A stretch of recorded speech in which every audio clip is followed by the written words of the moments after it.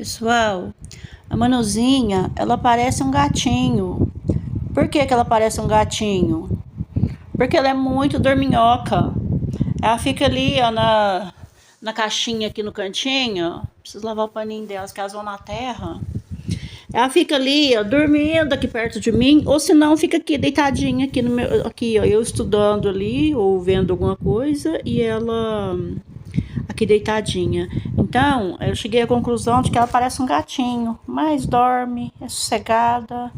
Essa noite não queria deixar eu dormir, tava dando uns latidinhos lá, eu da nave não resolvi. Ela não obedece, pessoal, não obedece. A Melzinha parece uma ratazana e ela parece um gatinho. Oh, meu Deus do céu.